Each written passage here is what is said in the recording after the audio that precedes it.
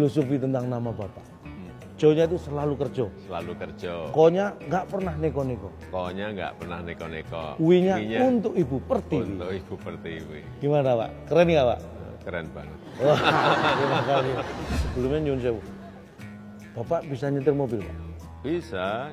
SIM A punya, SIM B punya, SIM C punya. Wah lengkap. Yang nggak punya Yang SIM nggak apa? punya SIM salah B. Beberapa kali rantainya putus. Oh, dinamika bersepeda. Iya. Rantai sempat putus. Rantainya putus. Tapi yang jelas rantai cinta saya dengan Bu Jokowi tidak putus. Iya Bapak.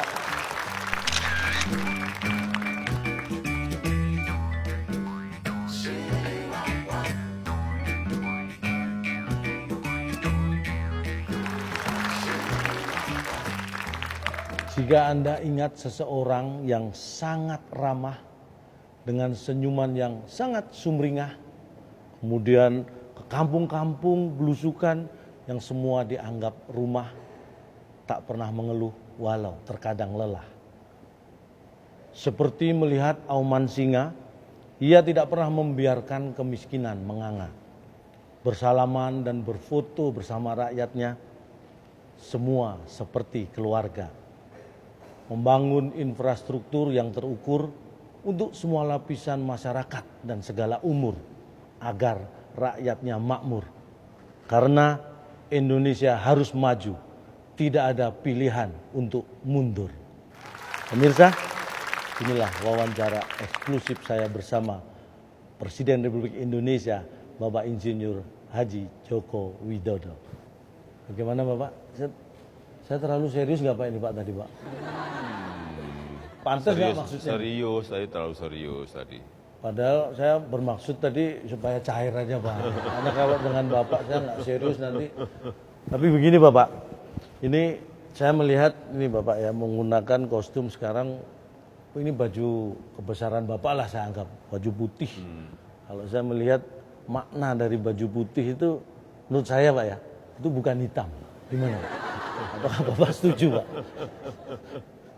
Ya, yang jelas benar putih itu bukan hitam, tapi untuk saya ya putih itu dilihat bersih, kemudian kalau beli ke toko juga lebih murah gitu. Bersih dan lebih murah, itu kuncinya Pak. Mengawali tugas rutin apa Pak? Ada mungkin hal yang harus Bapak lakukan sebelum mengawali pagi itu setelah tidur bersiap untuk bertugas. Kalau pagi subuh, Sholat subuh. Ada minuman-minuman tertentu Pak, saya dengar kan Bapak itu dekat sekali dengan jamu. Itu setiap hari Pak? Atau ada iya, setiap hari. Jamu temulawak sama jahe. itu buat ginjal bagus Pak ya, hati. Bagus untuk ginjal, bagus untuk liver, untuk hati bagus. Pak ini begini, saya akan berbicara dengan berbasis data Pak. Karena di luar banyak orang yang asal bicara, asal nyinyir tanpa ada data. Saya punya data begini Pak, Indonesia ini punya keragaman hayati yang luar biasa. Diperkirakan sebanyak 300.000 jenis satwa liar. Itu ada di Indonesia. Itu sekitar 17,5% dari satwa yang ada di dunia. Ini padahal Bapak, luas Indonesia ini daratannya hanya 1,3% dari luas dunia. Tetapi lautan kita dihuni 45% lebih jenis ikan dari yang ada di dunia. Nah, berkaitan dengan hal tersebut, Bapak ini lebih suka soto ayam, soto daging, atau ikan bakar? Saya semua makanan khas asli Indonesia, seneng semuanya. Jadi tadi apa? Soto ayam. Soto ayam suka. Soto daging. Soto daging suka. Ikan bakar. Ikan bakar suka. Suka. Tadi yang paling penting memang harus ada perlakuan khusus dulu. Ada perlakuan khusus dulu. Ini kita pengen tahu perlakuan khusus terhadap ayam, daging, kemudian ikan tadi seperti apa Pak? Ya, yang paling penting harus dimasak dulu. Kalau enggak mau makan daging mentah, mau makan ikan mentah. Maaf Pak, saya sudah pensiun jadi kucing. Bener, memang harus dimasak dulu. Bener, Nah iya bener, dong, harus dimasak dulu. Bapak ini bisa. Masa mentahan-mentahan suruh makan yang benar saja. Nah, tapi Pak, bicara masalah kekayaan kuliner di negara kita ini Pak. Sekarang banyak anak-anak muda juga yang semangat terjun di dunia kuliner. Bagaimana menurut pandangan Bapak? Ya bagus. Ini memang terbuka kesempatan bagi anak-anak muda untuk membuka entah warung makan, entah restoran. Jadi didukung 100% Pak? 100% didukung oleh pemerintah. Sebelumnya nyun sewu, Bapak bisa nyetir mobil Pak? Bisa nyetir mobil, bisa nyetir motor, bisa. SIM? SIM punya, SIM A punya, SIM B punya, SIM C punya. Wah lengkap. Yang nggak punya Yang SIM nggak apa? punya SIM Salabim. Maksudnya SIM Salabim ini nggak punya ini gimana Pak? Ya tidak mungkin sesuatu itu instan, nggak mungkin. Apalagi membangun negara instan langsung sejahtera, itu juga tidak mungkin. Semuanya harus melalui proses yang panjang. Karena ini adalah negara besar. Jadi nggak mungkin SIM Salabim ada? Nggak mungkin, SIM Salabim langsung sejahtera, nggak mungkin. Proses itu yang penting. Apalagi SIM Salabim dari yang ada terus hilang gitu nggak mungkin. Nah, Pak, ya? apalagi SIM Salabim kemudian hilang lah. Wah Itu yang bahaya. bahaya. Berikutnya Pak, ini dalam pernyataan Bapak kan Indonesia menjadi tuan rumah Asian Games. Itu opening ceremony-nya luar biasa, memukau. Bahkan kita mengakhiri di klasemen keempat. Ini hal yang membanggakan saya sebagai rakyat juga ini Pak. Nah pertanyaan saya terkait dengan Asian Games dan olahraga di Indonesia ini Pak. Pernah nggak Bapak dulu waktu kecil pernah dimarahin gara-gara main bola memecahkan kaca tetangga? Pernah nggak? Nggak pernah. Wah berarti Bapak ahli ini menggiring bola. Nggak pernah mecahin itu Pak? Enggak, karena biasanya kalau main bola saya itu jaga gawang. Kiper. Nangkepin bola, Menyelamatkan bola, menyelamatkan bukan bola, membuang-buang bola. bukan membuang bola, apalagi sampai memecahkan kaca tetangga orang, enggak. Ada filosofinya Pak itu, menyelamatkan gawang supaya tidak bobol. Ya sama seperti mengelola negara ini sama, harus bisa mengelola ekonominya, harus bisa mengelola keamanannya, harus bisa mengelola politiknya sehingga tidak kebobolan. Ya, untungnya saya punya pengalaman masa kecil jadi kiper. Iya bener Pak. Mungkin banyak yang cuma jadi penyerang Pak ya. Menyerang terus lupa menjaga gawang. Kalau Bapak menjaga, karena menjaga gawang itu penting juga, menjaga bangsa juga. Betul. Jangan sampai kebobolan. Saya punya ini Pak, filosofi tentang nama Bapak. Jokowi itu ada mananya Pak, menurut saya Pak. Jo-nya itu selalu kerja. Selalu kerja. Ko-nya nggak pernah neko-neko. Ko-nya nggak pernah neko-neko. Wi-nya untuk Ibu Pertiwi. Untuk Ibu Pertiwi. Gimana Pak? Keren nggak Pak? Keren banget. Wah, terima kasih. Saya 3 hari 3 malam nggak tidur tuh Pak.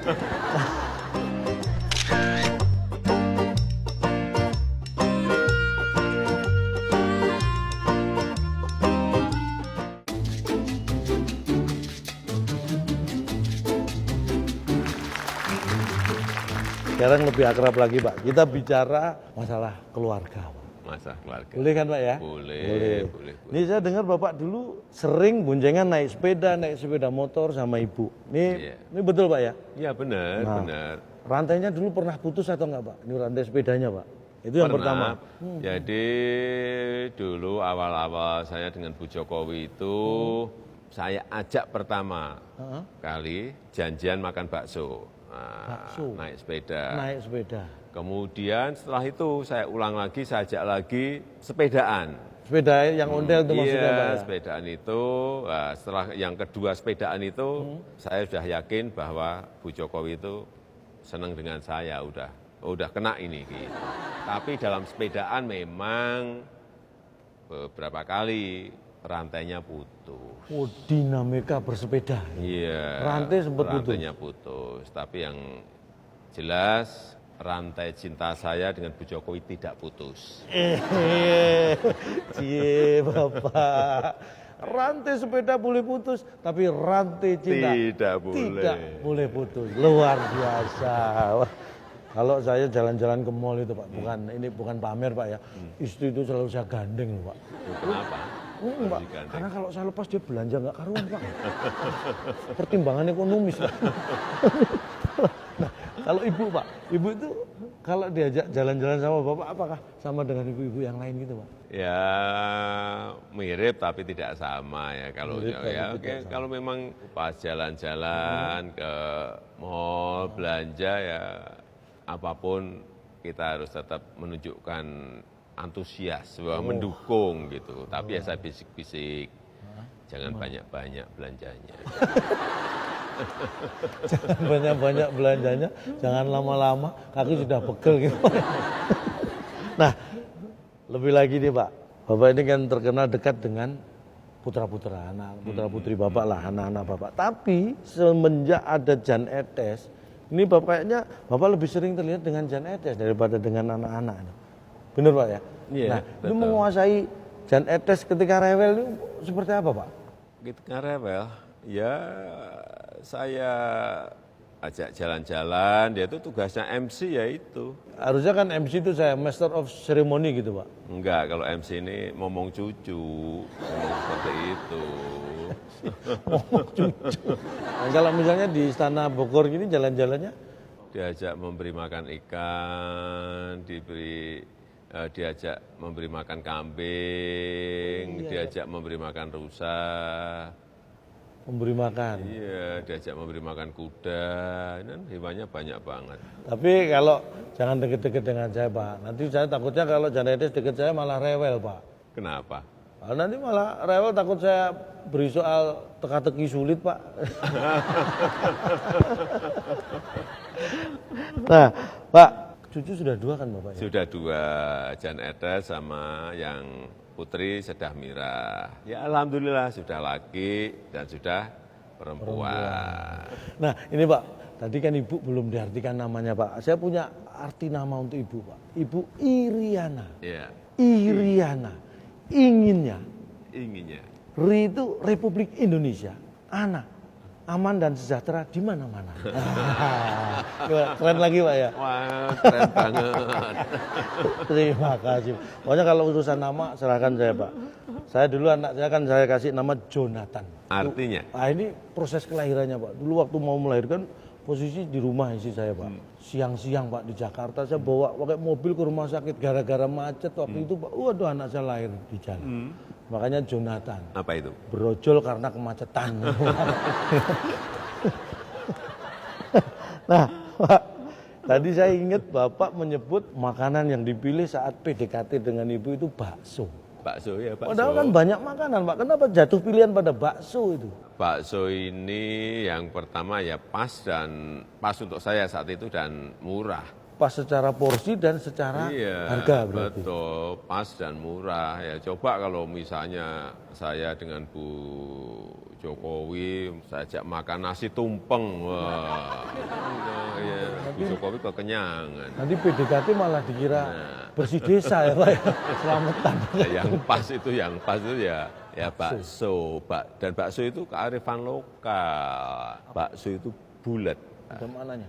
Tekad bulat kita berdua untuk membangun rumah tangga yang bahagia, menjadi satu terus. Wah, luar biasa. Mulai sekarang saya akan beri makan bakso, Pak.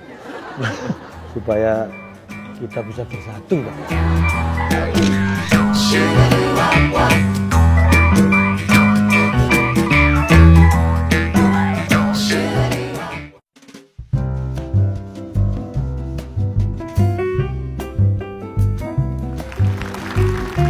Dan berikutnya nih Bapak, saya melangkah ke topik pemerintahan. Wah, ini, Bapak ini kan saya kenal dulu menjadi wali kota, kemudian gubernur, dan sekarang adalah Presiden Republik Indonesia. Itu pengalaman yang sangat luar biasa menurut saya Pak. Padahal kalau saya nih Pak, terus terang ini curhat Pak ya, saya pengen jadi RT aja 2 periode ini gagal terus. Artinya skop yang kecil aja saya nggak mampu, tapi Bapak bisa meningkat yang luar biasa. Apa ada kunci-kunci dan resep-resep khusus itu Pak? pelajaran pertama yang paling penting itu adalah memimpin keluarga dulu. Ini penting banget. Ini pelajaran pertama, harus memimpin keluarga dulu. Dimulai dari keluarga. Iya, dimulai dari keluarga. Karena memimpin keluarga itu juga ada teorinya, ada leadership-nya, ada kepemimpinan di situ. Terutama komitmen untuk keluarga, kasih sayang untuk keluarga, membahagiakan keluarga. Ya sama kalau kita pas jadi wali kota, jadi gubernur, jadi presiden, ya bagaimana komitmen kita untuk memberikan kasih sayang, membahagiakan rakyat kita, membahagiakan masyarakat kita. Dan ketika melihat rakyat bahagia, apa yang Bapak rasakan? Ya sama, ya tentu saja sangat bahagia kita, sangat senang kita. Nah berikutnya Pak, ini mohon maaf, di luar sana itu saya sering mendengar, infrastruktur itu tidak bisa dimakan. Ya memang betul, infrastruktur itu kita bangun bukan untuk dimakan. Iya dong, masa orang disuruh makan aspal, orang disuruh makan semen, ya kan tidak seperti itu. Infrastruktur memang tidak untuk dimakan. Tidak untuk dimakan, tapi infrastruktur ini bisa mendekatkan makanan dengan masyarakat. Infrastruktur ini bisa membuka lapangan kerja. Infrastruktur bisa mempercepat mobilitas barang, mobilitas orang. Sehingga semua menjadi lebih mudah, menjadi lebih murah.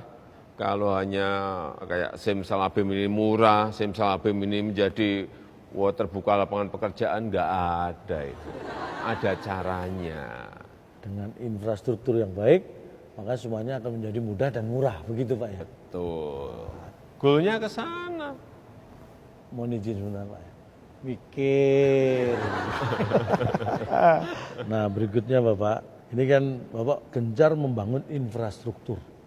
Tetapi ada sebagian masyarakat kita juga yang punya pemikiran, kenapa uang sebanyak itu untuk membangun infrastruktur, kenapa nggak dibagi langsung aja buat mereka. Nah ada yang berpikir begitu Pak, gimana nih kalau menurut Bapak? Ini sama ya, kayak kita berumah tangga ya, Iya. habis nikah berumah tangga, dan kita ingin memiliki rumah. Ya. Ini ada alternatif. Kalau pengen rumah sekarang, berarti kita harus beli tetapi dengan cara mencicil atau kredit. Betul. Tapi kalau kita pengen rumah 20 tahun yang akan datang, ya kita nabung dari sekarang. Baru beli rumah 20 tahun lagi. Pilihan-pilihannya seperti itu.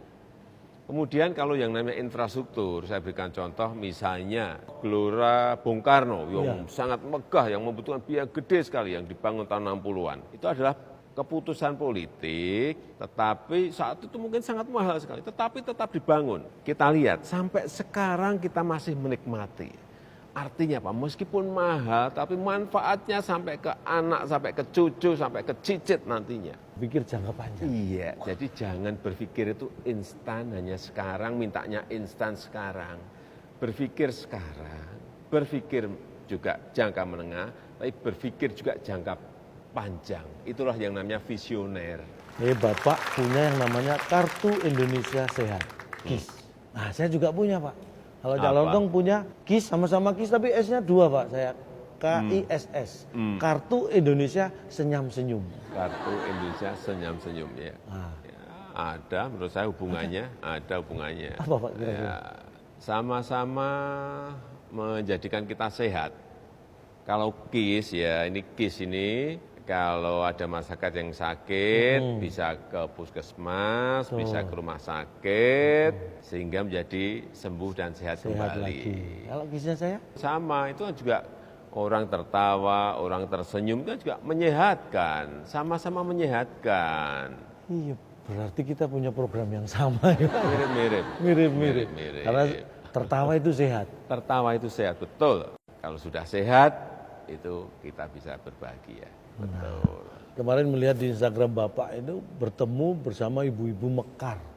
Itu kayaknya seru, akrab banget, bahagia banget itu Pak. Itu ibu-ibu mekarnya apa hubungannya? Ada hubungannya dengan ibu-ibu yang hobinya nyiram bunga gitu atau apa gitu? Enggak.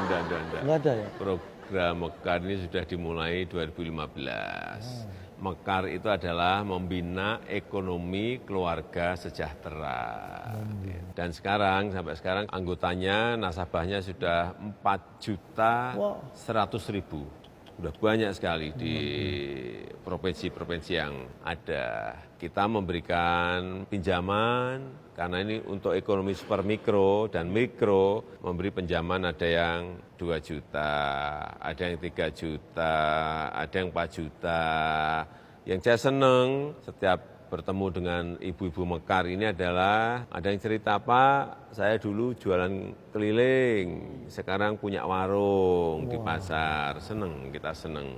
Ya. Ada juga, Pak, saya dulu jualan di warung, jualan pempek, setelah mendapatkan Mekar, program Mekar, kita sekarang sudah punya 2 warung, bukan jualan pempek saja, tapi jualan gorengan dan nasi uduk. Nah, ini memang ekonomi super mikro, ekonomi mikro.